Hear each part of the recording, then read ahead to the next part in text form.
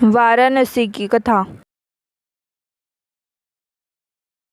यह कथा द्वापर युग की है, जब भगवान श्री कृष्ण के सुदर्शन चक्र ने काशी को जलाकर राख कर दिया था। बाद में वह वाराणसी के नाम से प्रसिद्ध हुआ।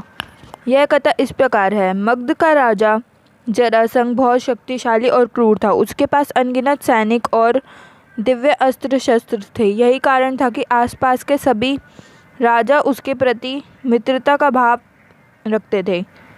जरासंध की अस्ति और प्रस्ति नामक दो पुत्रियां थीं। उनका विवाह मथुरा के राजा कंस के साथ हुआ था।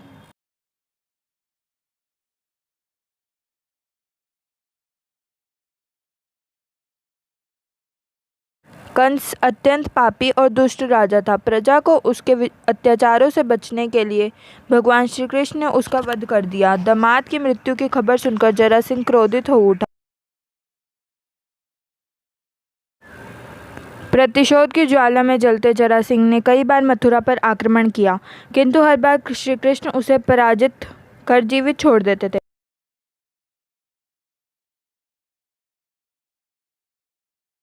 एक बार उसने कलिंगराज पौंड्रिक और काशीराज के साथ मिलकर मथुरा पर आक्रमण किया, लेकिन भगवान कृष्ण ने उन्हें भी पराजित कर दिया। जरासंध तो भाग निकला, किंतु पौंड्रिक और काशीराज भगवान के हाथों मारे गए। काशीराज के बाद उसका पुत्र काशीराज बना और श्री कृष्ण ने बदला लेने का निश्चय किया। वह कृष्ण की शक्ति जानता था, इसलिए उसने कठिन तपस्या कर भगवान शिव को प्रसन्न किया और उन्हें समाप्त करने का वर मांगा। भगवान शिव ने उसे कोई अन्य वर मांगने को कहा, किंतु वह अपनी मांग पर अड़ा रहा।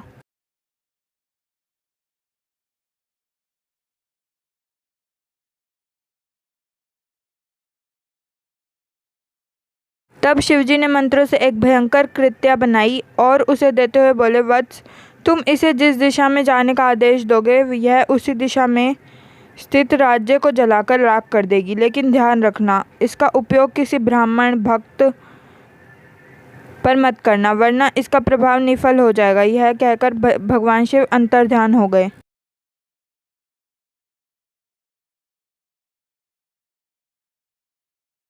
इधर दुष्ट काल्यवन का वध करने के बाद श्री कृष्ण सभी मथुरा वासियों को लेकर द्वारिका आ गए थे। काशीराज ने श्री कृष्ण का वध करने के लिए कृत्या को द्वारिका की ओर भेजा। काशीराज को यह ज्ञान नहीं था कि भगवान श्री कृष्ण ब्राह्मण भक्त हैं, इसलिए द्वारिका पहुंचकर भी कृत्या उनका कुछ अहित ना कर पाई। उल्टे श्री कृष्ण ने अपना सुदर्शन चक्र उसकी और चला दिया। सुदर्शन भयंकर अग्नि उगलते हुए कृत्या को और झपटा। प्राण संकट में देख कृत्या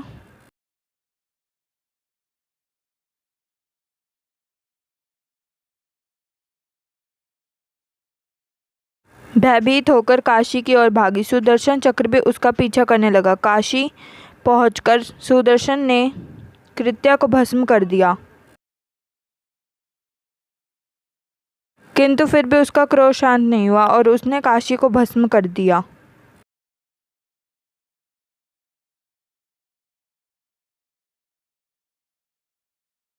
कालांतर में वारा और अस्सी नामक दो नदियों के मध्य यह नगर पुनः बसा। वारा और अस्सी नदियों के मध्य बसे होने के कारण इस नगर का नाम वाराणसी पड़ गया। इस प्रकार काशी का वाराणसी के रूप में पुनर्जन्म हुआ।